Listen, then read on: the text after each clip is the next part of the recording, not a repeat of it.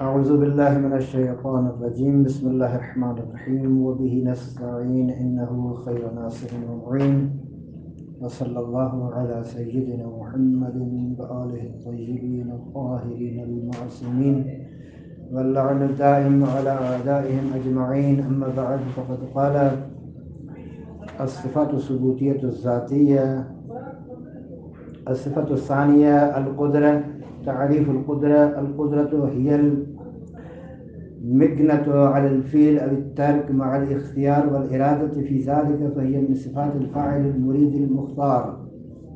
فكل من كان مستطيعا ومتمكنا من فعل شيء وإيجاد أثر أو عدم فعله وإيجاده بإرادة منه واختيار فهو قادر، وإلا فهو موجب ومضطر. ومن هذا التعريف يعلم أن الفرق بين القادر والموجب من وجوه. الوجه الأول أن القادر له إمكانية الفعل والترك معا في آن واحد بالنسبة إلى شيء واحد، والموجب بخلافه، فإما أن يفعل ذلك الشيء أو يتركه. الوجه الثاني أن فعل القادر مسبوق بالعلم بما يقدم عليه والإرادة له بخلاف الموجب. الوجه الثالث أن فعل المختار فعل القادر يجوز تأخره عنه وجودا، وفعل الموجب لا ينفك عنه كالشمس في إشراقها والنار في إحراقها. أدلة كونه تعالى قادرا: الدليل الأول الفطرة. خلق الله تعالى الإنسان من بدن وروح، وأودع في روحه قوى ونزعات ومعارف عليا وتوجيهات ترشده إلى ما يزمره إلى ما يضره وما ينفعه في الحياة، وإلى ما يتم به نواقصه ويرفع به حوائجه. وجميع هذه الأمور المودعة في روح الإنسان تسمى به فطرة الله، تسمى به فطرة الله، أي خلقة الله، فإنها نوع من أعظم أنواع خلق اللہ. اب عزیزان، ہماری گزشتہ گفتگو پروردگار کے علم کے بارے میں تھی، جو کہ پہلی صفت ثبوتی ذاتیہ ہے. اس میں ہم نے آخر میں قرآن کریم کی روشنی میں اللہ تعالیٰ کے علم کی وسعت کو بیان کیا کہ اس کا علم تمام چیزوں کے بارے میں ہے، کلی، جزئی، یہ وہ سب، اور وہ احاطہ رکھتا ہے کامل تمام اشیاء اور مخلوقات پر. کوئی بھی چیز چھوٹی ہو یا بڑی، کوئی فعل ہو، کوئی عمل ہو، کوئی حرکت ہو، حتیٰ کہ سانس لینا جو ہے، یہ سب ہے وہ چیز جو انسان اپنے دل میں چھپائے ہوئے ہے، یا وہ چیزیں جو انسان نے ارادہ کی ہوئی ہیں. ان سب کے بارے میں خدا علم رکھتا ہے، جانتا ہے. 4 آیات اس سلسلے میں بیان کی گئی تھی، جن میں سے ایک سورہ انعام کی آیت نمبر 59، اور دوسرے نمبر پر سورہ آل عمران کی آیت نمبر 29، اور تیسرے نمبر پر سورہ الرعد کی آیت نمبر 8، اور سورہ سبا کی آیت نمبر 3. کہ آخری آیت یہ تھا: عالم الغیب لا یعزب عنہ مثقال ذرۃ فی السماوات ولا فی الارض ولا اصغر من ذلک ولا اکبر الا فی کتاب مبین. اور الحمدللہ یہ بحث اپنی منزل کو پہنچ گئی، اور آج کی گفتگو ہماری صفات ثبوتیہ ذاتیہ میں دوسری صفت کے بارے میں ہے، جس کا نام ہے قدرت. سب سے پہلے سوال یہ ہے کہ قدرت کسے کہتے ہیں؟ کہ قدرت اس طاقت کا نام ہے جو فعل کے انجام دینے یا اسے انجام نہ دینے کے لیے ہو. دوسرے لفظوں مثلا میں ایک فعل کے انجام دینے کی طاقت رکھتا ہوں، اور یہ بھی طاقت رکھتا ہوں کہ انجام نہ دوں اس فعل کو. یہ میری طاقت ہے، یہ میری قدرت ہے. بس اگر چاہے انجام دینا کسی کام کو تو انجام دے دے، اور اسی کام کو اسی وقت اگر انجام نہ دینا چاہے تو انجام نہ دے دے. ان شاء فعل وان لم یشاء لم یفعل، یہ ہے قادر۔ البتہ اس فعل کے انجام دینے یا ترک میں اکراہ نہیں ہے، اجبار نہیں ہے، بلکہ ارادہ ہے، اختیار ہے۔ یعنی فاعل قادر یہ ہے کہ اپنے ارادے اور اختیار سے اگر کسی فعل کو انجام دینا چاہے تو انجام دے دے اسی وقت میں، اگر نہ انجام دینا چاہے تو یہ ہے قادر۔ اچھا، یہاں سے معلوم ہوا کہ یہ صفت جو قدرت کی ہے، یہ قدرت کی صفت فاعل مرید مختار کے بارے میں، یعنی اس سے ہم نے یہ جو فاعل ہے نا، بعض اوقات تو فاعل موجب ہوتا ہے، بعض اوقات فاعل موجب نہیں ہے، مختار ہے۔ فاعل موجب یہ ہے کہ اس کو اپنا اختیار نہیں ہے، مجبور ہے وہ ہر کام میں۔ مثلا آگ جلانے میں مجبور ہے، فاعل آگ لگائیں گے تو جلائے گی۔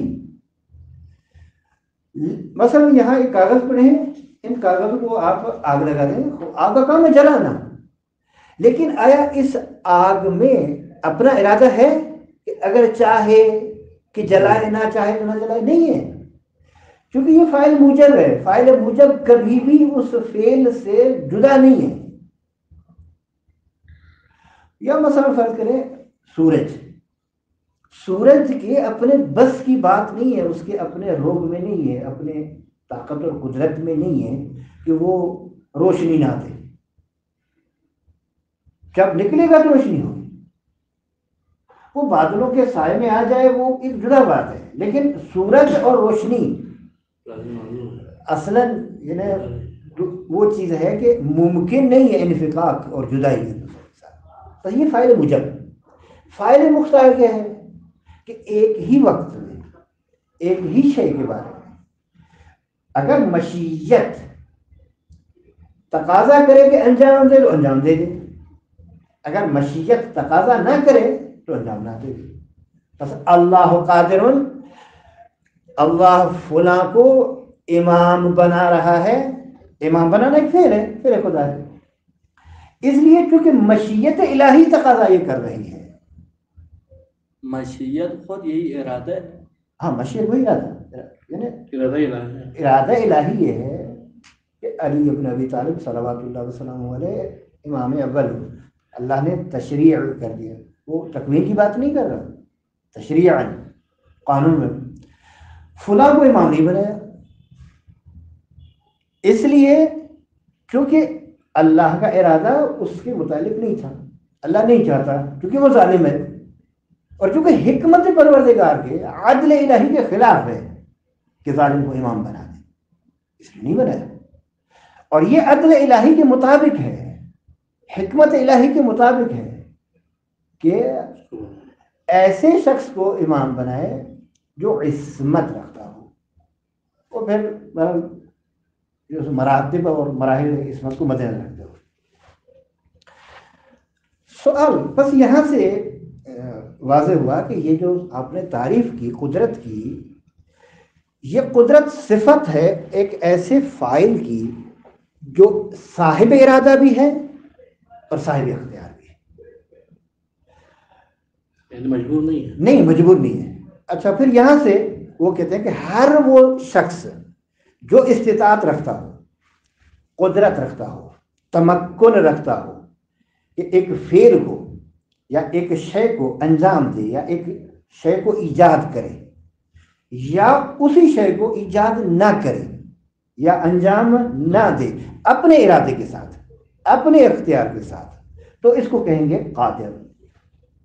اللہ قادرون، یعنی اپنے ارادے اور اپنے اختیار کے ساتھ ایک فعل کو انجام دے رہا ہے، کیونکہ اس میں حکمت ہے، کیونکہ اس میں مصلحت ہے، اور انجام نہیں دے رہا کیونکہ اس میں حکمت مصلحت نہیں۔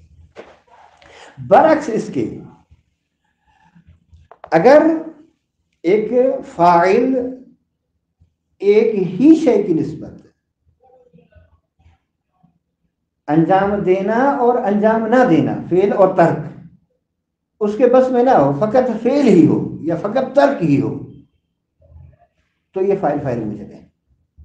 سوال فاعل موجب اور فاعل مختار میں کیا فرق ہے؟ فاعل موجب اور فاعل مختار یا دوسرے لفظ میں قادر اور موجب میں کیا فرق ہے؟ کہتے ہیں 3 فرق ہے، اگرچہ کچھ فروق ایسے تھے جو شرح باب ہادی عشر میں بیان کیے گئے تھے، تھوڑا مد نظر رکھیں انشاءاللہ وہی مطالب کچھ جو ہے نا یہاں تکرار ہو رہے ہیں۔ ایک چوتھا فرق ہے جو انہوں نے حاشیے میں لکھا ہے۔ پہلا فرق یہ ہے، قادر وہ ہے جس سے ایک ہی وقت میں آنے واحد میں ایک ہی شے کی نسبت امکان اور امکان ہے، یعنی امکانیت یعنی تمکن، وہ قوت ہے کہ انجام دے یا اس کو چھوڑ دے، اور یہ طاقت، قدرت، یہ امکانیت، یہ تمکن کہ ایک ہی شے کو ایک ہی وقت میں چاہے تو چھوڑ دے چاہے تو انجام دے دے، کہتے ہیں یہ فاعل موجب میں نہیں ہے۔ فاعل موجب اصلا منفک نہیں ہے، اپنے عمل سے جدا نہیں ہے، ہمیشہ وہی انجام دے گا۔ دوسرا فرق، قادر کا فعل جو ہے وہ مسبوق بالعلم ہوتا ہے۔ مثلا میں ایک کام کرنا چاہتا ہوں تو اس شے کے بارے میں علم میرا پہلے ہوتا ہے۔ میں فرض کریں ایک درس میں شرکت کرنا چاہتا ہوں تو یہ اس درس میں شرکت جو ہے کیا ہے، مسبوق بالعلم ہے۔ جس چیز پر میں جانا اس کے فائدے کو میں دیکھوں گا کہ فائدہ ہوگا نہیں ہوگا فلاں فلاں، لیکن ارادہ جو ہے وہ بھی ہوتا ہے، اس کو چاہتا ہے کہ درس میں شریک ہو جائے۔ بس علم اور ارادہ فاعل قادر میں یا فعل قادر میں یہ ہے، برخلاف موجب کے کہ اس فعل کو انجام دینے میں پہلے علم نہیں ہوتا، اس کا پہلے ارادہ اس کا نہیں ہوتا۔ تیسری وجہ، فعل قادر وجوداً مؤخر ہوتا ہے، لیکن فعل موجب جو ہے وہ اصلاً جدا و منفک نہیں ہوتا۔ مثال دے رہے ہیں کہ سورج کی، سورج اپنی روشنی دینے میں یہ نہیں ہے کہ مثلا سورج ہو روشنی بعد میں آ جائے، نہیں ہو سکتا۔ یا مثلا فرض کریں یوں کریں کہ سورج ہو لیکن روشنی نہ ہو۔ کبھی دیکھا ہے کوئی ایسا سورج ہے کوئی نکلا ہوا ہو مانے نہ ہو اور پھر روشنی نہ ہو؟ اس میں نہیں ہے، نہیں ہو سکتا۔ بس لازم فاعل موجب یہ ہے کہ کبھی بھی اس کا فعل جدا اس سے نہیں ہوتا۔ ایک بات سورج کی، دوسری مثال آگ کی، جس طرح میں نے مثال دی صفحے کی۔ یہاں یہ آگ کو علم نہیں ہے پہلے یہ کیوں یہ کام ہو رہا ہے، یہ جلانا میرا کام ہے، آگ کو علم نہیں ہے، شعور نہیں ہے اس کو۔ آگ لگائیں گے اس صفحے کو تو لگ جائے گی۔ آیا اچھا اس میں شرط یہ ہے کہ وہ مانے نہ ہو۔ مثلا فرض کریں یہ برگا گیلا ہے، خود نہیں لگے گی آگ، مانے ہے نا۔ یا فرض کریں کہ ہوا زیادہ ہے کہ بجھ جا رہی، نہیں لگے گی۔ بس جب معنی موجود نہ ہو، مقتضی موجود ہو، تو آگ جب جلائیں گے تو جلے گی، لیکن اس آگ کو جدا کر دیں جلانے سے، احراق سے جدا کر دیں، نہیں۔ یہی فرق ہے صاحب اختیار فاعل میں اور فاعل موجب میں، یا قادر اور موجب میں یہی فرق ہے کہ قادر اپنے ارادے اور اختیار سے ایک فعل کو انجام دیتا بھی ہے، اور اگر انجام نہ دینا چاہے اسی وقت انجام نہیں دیتا۔ سوال یہ ہو گیا مسئلہ ایک تعریف کی، ہم نے تعریف کیا ہے علم اس کی قدرت کی، اور فاعل مختار اور فاعل موجب یا قادر اور موجب میں کیا فرق ہے؟ 3 فرق بیان کر دیے گئے۔ سوال اب یہ ہے کہ اللہ تعالیٰ کے قادر ہونے پر دلیلیں کیا ہیں آپ کے پاس؟ ٹھیک ہے، کہتے ہیں کہ اگر ایک دلیل، ہم دلیل فطری آپ کو دے رہے ہیں، اگر بھی دوسری دلیلیں بھی ہیں انشاءاللہ وہ ایسا ایسا پڑھیں گے، لیکن آج کی بحث میں صرف ہم کچھ حد تک پڑھیں گے، باقی حصہ رہ جائے گا انشاءاللہ اس کو آئندہ ہفتے میں۔ اگر دیکھیں انسان مرکب ہے 2 چیزوں سے، یعنی اللہ نے انسان میں 2 چیزیں قرار دی ہیں، 2 چیزیں بنا دی ہیں۔ انسان 2 چیزوں سے مرکب ہے، انسان 2 بعد ہیں، 2 زاویے ہیں، 2 حیثیتیں ہیں، 2 چیزیں ہیں، 2 چیزوں سے مرکب ہے۔ یہ سب تعبیرات میں ایک ہی مطلب ہے۔ اچھا کون سی چیزیں؟ یعنی اللہ نے انسان کو ایک بدن نامی چیز دی اور ایک روح نامی چیز، خلق کیا انسان کو ان 2 چیزوں سے، روح اور بدن۔ اور انسان کی روح میں اللہ نے کچھ طاقتیں اور قدرتیں ودیت کے طور پر رکھ دی، اور کچھ تمایلات اور رجحانات رکھ دی، اور ساتھ ساتھ کچھ معارف علیاء کو روح میں قرار دے دیا۔ مثال خدا شناسی فطری ہے، روح میں موجود ہے، فطرتاً ہے۔ خدا جوئی، خدا شناسی، یہ سب اسی طرح، اور حتیٰ کہ مثلا تمام جو کلیات معارف ہیں نا وہ سب فطری ہیں۔ ٹھیک ہے، تو اس کی جزیات کی بات نہیں کر رہے، کلیات معارف جو ہے فطری ہے۔ اچھا پھر انسان میں یہ چیز قرار دی کہ جو فائدے مند چیز ہو اور جو نقصان دہ چیز ہو اس کو بھی پہچانے، تمیز دے، اور انسان کے اندر سے آواز آتی ہے کہ یہ نقصان دہ ہے، یہ انجام نہ دو، یہ نہ کرو، یوں نہ کرو، اور کبھی انسان کے اندر سے آواز آتی ہے کہ یہ انجام دو، اچھی چیز ہے۔ یہ فطری طور پر رکھ دیا ہے۔ مثلا فرض کریں کہ مثال دے رہا ہوں، نماز ایک عمل ہے، یہ فطرت کی ندا یہ ہے کہ خدا کی عبادت کرو، نماز پڑھو، اور اگر آپ نے سستی کی اور نماز قضا ہو گئی تو آپ کا وجدان، آپ کا ضمیر، آپ کا باطن ملامت کرے گا، یار افسوس ہے تو نے نماز قضا کر دی۔ یہ آواز خود انسان کو سنائی دیتی ہے، دوسرے کو نہیں سنائی دیتی۔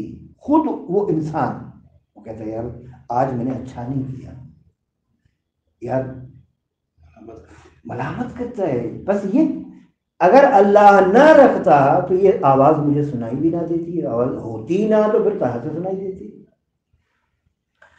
اچھا پس تمام یہ امور جو ہیں اللہ نے انسان کی روح میں رکھ دیے ہیں، اسی کا نام فطرت ہے۔ فطرت اللہ یعنی یہی چیز، فطرت اللہ یعنی خلقت اللہ،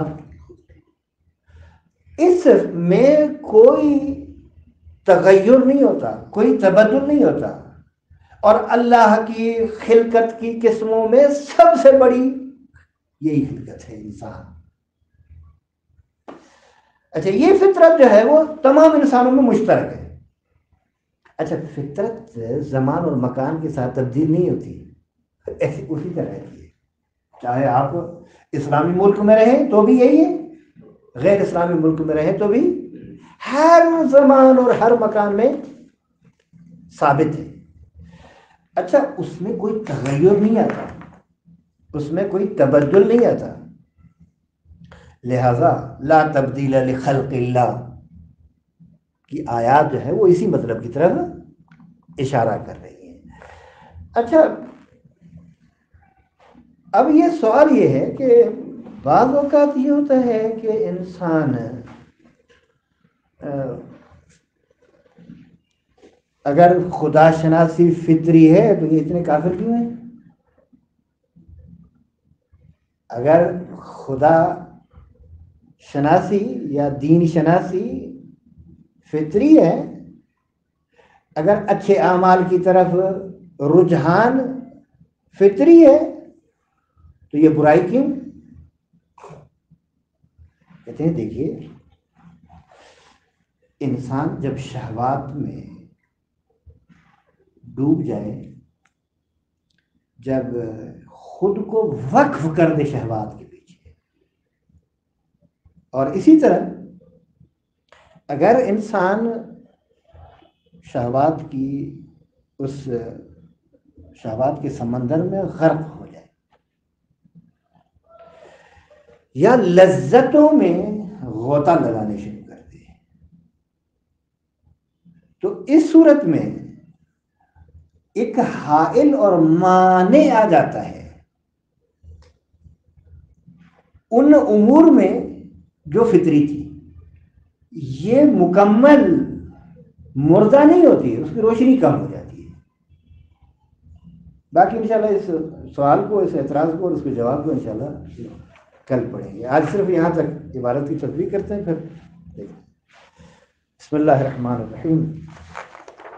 الصفات الثبوتیہ الذاتیہ، صفات ثبوتیہ ذاتیہ۔ الصفات الثانیہ، یہ نمبر 2 کی عبارت کے لیے کہہ رہا ہوں۔ الثانیہ یعنی الصفات الثانیہ الذاتیہ القدرہ، تعریف القدرہ، قدرت کی تعریف۔ القدرۃ ہی المکنۃ اور مکنہ، دونوں کا معنی تمکن ہے، قوت، شدت وغیرہ۔ قدرت نام ہے اس تمکن کا جو فعل یا ترک پر، یعنی انجام یا انجام نہ دینے پر، ہی المکنۃ علی الفعل او الترک مع الاختیار والارادہ فی ذلک، اور اسی فعل یا اسی ترک میں ارادہ اور اختیار بھی ہوتا ہے۔ فہی من صفات الفاعل، مکنہ تمکن، قوت، ہاں قوت، تمکن، کر سکنا، ٹھیک ہے۔ قوت کہیں، شدت کہیں، تمکن کہیں، ہی المکنہ یا ہی المکنہ علی الفعل، مکنہ پڑھیں بہتر ہے، الفعل او الترک مع الاختیار والارادہ، یعنی انجام دینے یا چھوڑنے پر طاقت کا ہونا ارادے اور اختیار کے ساتھ قدرت کہلاتی ہے۔ واضح ہوئی یا اور واضح کرو لفظوں میں؟ فہی من صفات الفاعل المرید المختار، ہی یعنی یہ قدرت، من صفات الفاعل اس فاعل کی صفات میں سے ہے جس کی صفت پہلی یہ ہے کہ المرید صاحب ارادہ ہے، ارادہ رکھنے والا ہے۔ دوسری صفت یہ ہے اختیار۔ بس نہیں ہو سکتا کہ ہم کہیں قادر اور ارادہ نہ ہو، اس کا نہیں ہو سکتا۔ فَكُلُّ مَنْ كَانَ مُسْتَطِيعًا وَمُتَمَكِّنًا، بس ہر وہ شخص جو استطاعت رکھتا ہو اور تمکن رکھتا ہو، من فعل شیء کسی کام کے انجام دینے، او ایجاد اثر یا کسی اثر کے خلق کرنے اور ایجاد کرنے کی طاقت اور قدرت اور استطاعت رکھتا ہو، او ادر فعل ہی و ایجاد ہی، یا اس فعل کو انجام نہ دینا اور اس شے کو ایجاد نہ کرنا بھی اس کے بس میں ہو اور اس کی طاقت اور قدرت میں ہو، بِإِرَادَةٍ مِّنْهُ۔ اچھا، یہ جو انجام دے رہا ہے کسی فعل کو یا انجام نہیں دے رہا کسی فعل کو، یا کسی فعل کو ایجاد کر رہا ہے یا کسی فعل کو ایجاد، کسی اثر کو ایجاد کر رہا ہے یا اثر کو ایجاد نہیں کر رہا، یہ بھی اسی کے ارادے سے ہے، اپنے ارادے سے نماز پڑھ رہا ہے، اپنے ارادے سے چھوڑ رہا ہے، یعنی قادر ہے، بس نماز پڑھنے، اپنے ارادے سے جی چاہتا ہے کھانا کھانا کھاتا ہے، نہیں چاہتا نہیں کھاتا، بے ارادۃ منہ و اختیار فہو قادر، بس میں قادر ہوں، چونکہ میں جب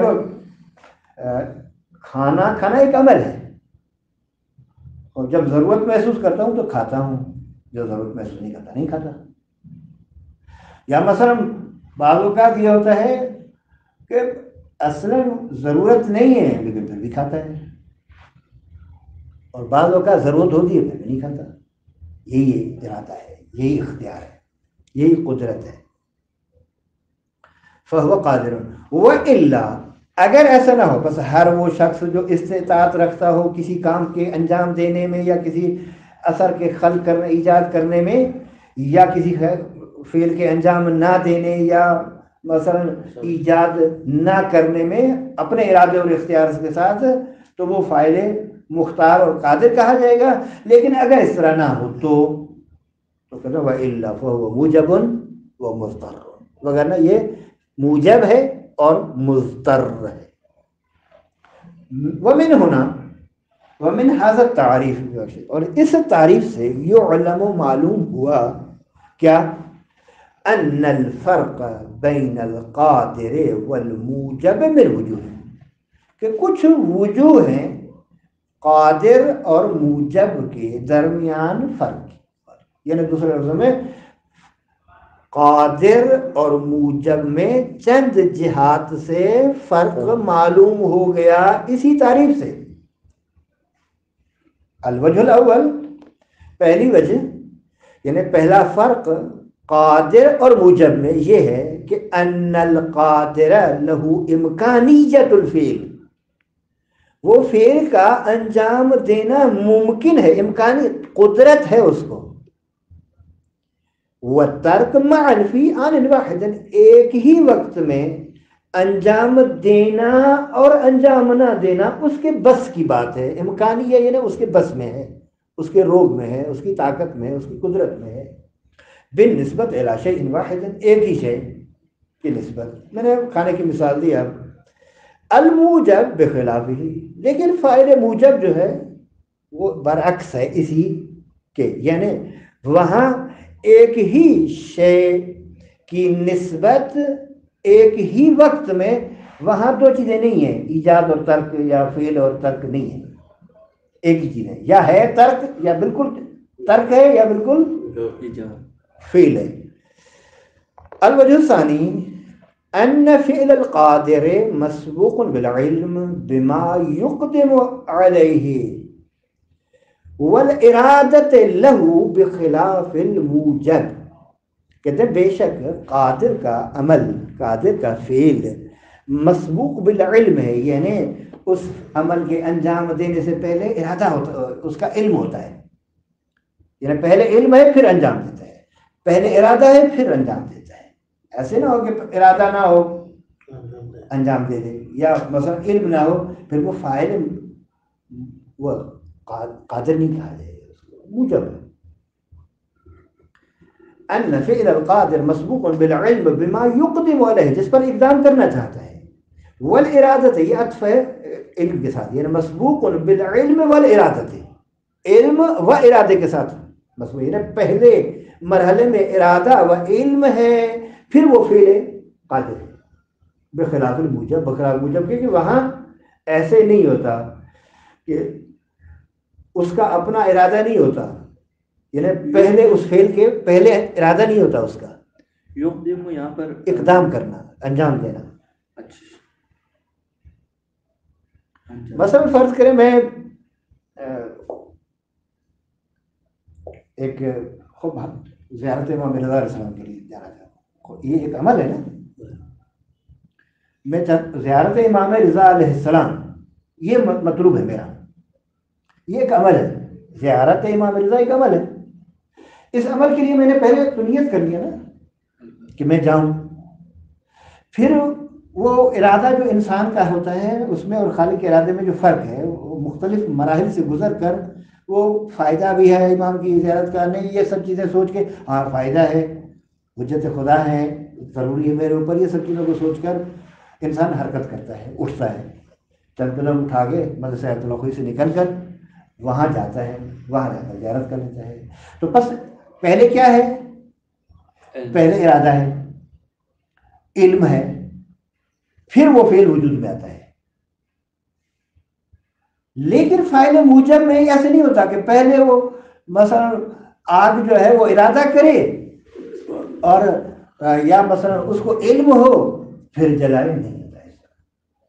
الوجہ الثالث، تیسری وجہ یہ ہے کہ ان فعل القادر یجوز تأخره عنه وجودا، جائز ہے اس کا مؤخر ہونا اپنے فاعل سے اور قادر سے وجود کے اعتبار سے.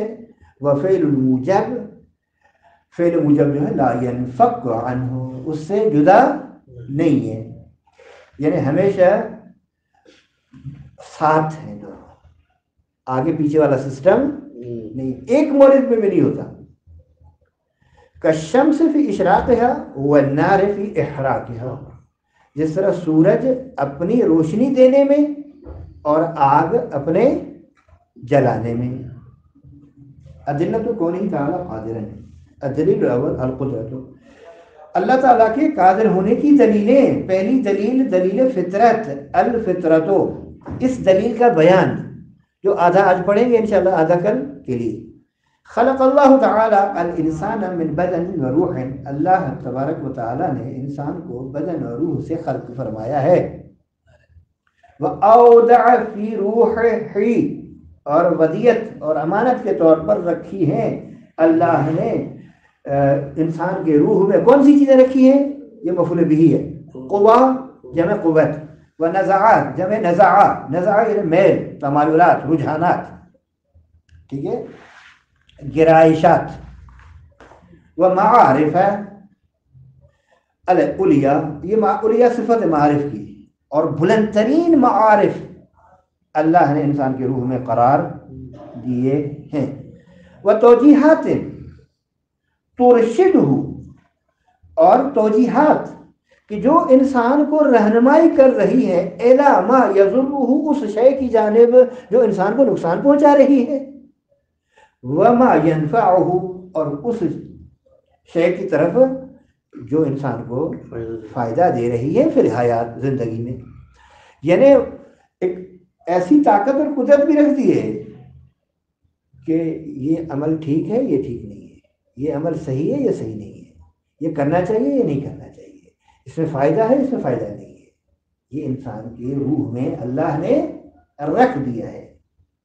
وَإِلَى مَا يَتِمُّ بِهِ، اچھا، یا ترشد، یہ توجیہات کیا کرتے ہیں؟ یہ انسان کی رہنمائی کرتی ہیں کہ کون سی چیز اس کے لیے نقصان دہ ہے اور کون سی چیز انسان کے لیے زندگی میں فائدے مند ہے، اور انسان اپنی جو نواقص ہے وہ کیسے پورا کرے گا، اس کی بھی رہنمائی کرتی ہیں. اور انسان اپنی حوائج کو کیسے برآوردہ کرے گا. مثلا فرض کریں ایک شخص جب جوان ہوتا ہے تو اس کو ایک ضرورت ہے، ایک حاجت ہے شادی کی. کیوں؟ کیونکہ وہ نیاز جنسی ہے، اس کو ضرورت جنسی ہے اس کو، یعنی اب جنسی ضروریات پوری ہونی چاہیے.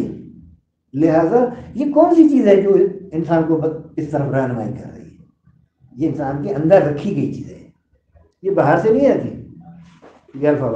وَجَمِيعُ هَذِهِ الْأُمُورِ المودعت، کہتے ہیں یہ سب امور جن کو ودیت کے طور پر رکھ دیا گیا ہے، فی روح الانسان، انسان کی روح میں. ان سب کا نام کیا ہے؟ کہتے ہیں یہ سب چیزیں جو انسان کی روح میں رکھ دی گئی ہیں ودیت کے طور پر، امانت کے طور پر، ان سب امور کا ایک نام ہے، وہ نام ہے فطرت اللہ. تو سما میں ضمیر ہے جو جمیع حاضر امور کی طرف جائے گی. ان سب امور کو نام دیا جاتا ہے فطرت اللہ، اللہ کی فطرت. فطرت یہ نہیں چیز، کہتے ہیں اے خلقت اللہ، خلقت خدا. فَإِنَّهَا، یہ خلقت خدا، نوع من اعظم انواع خلق اللہ، اللہ کی مخلوق کے انواع و اقسام میں عظیم ترین نوع ہے.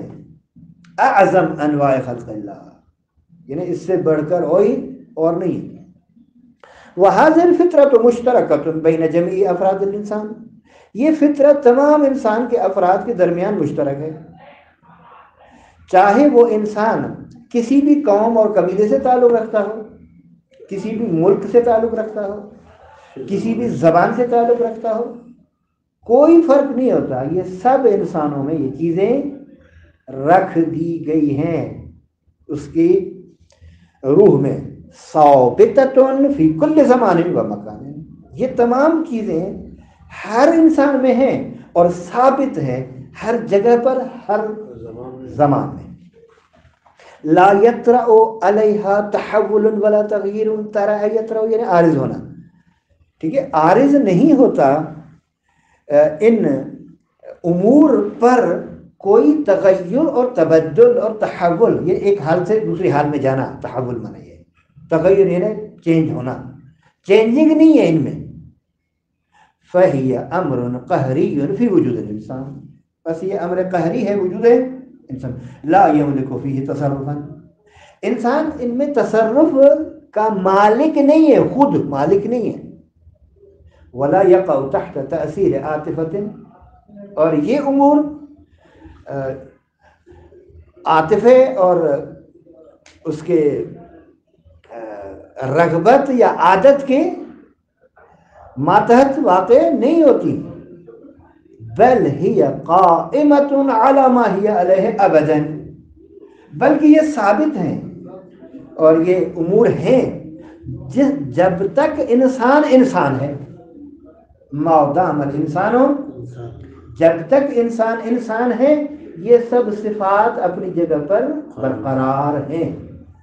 ومن ہونا یکون کل میل و نداء فطری. بس یہاں سے یہ بات ثابت ہوئی کہ ہر وہ میل، رجحان اور آواز جو فطری ہو، دلالت کر رہی ہے یہ آواز اور یہ رجحان اور یہ میل، یہ تمایل، یہ کس پر دلالت کر رہی ہیں یہ چیزیں؟ دالن علی حقیقت وجودیت. ایک ایسی حقیقت پر دلالت کر رہی ہے جو موجود ہے. واقعیت ثابتۃ و صادقہ. ایک ایسی واقعیت یعنی جو خارج میں موجود ہے، ثابت ہے اور سچی ہے. غیر قابلۃ للنقاش. یا اس میں اصلاً قابل مناقشہ نہیں ہے، یہ قابل اعتراض و اشکال نہیں ہے. یعنی ان چیزوں میں بعض ہے جو بے خیرت اعتراض کرتے ہیں، لیکن حقیقت میں یہ قابل نقاش و قابل اعتراض و قابل اشکال نہیں ہے. باقی انشاءاللہ کل پڑھیں گے. وآخر دعوانا الحمدللہ رب العالمین وصلی اللہ علی سیدنا محمد. اللهم صل على محمد وعلى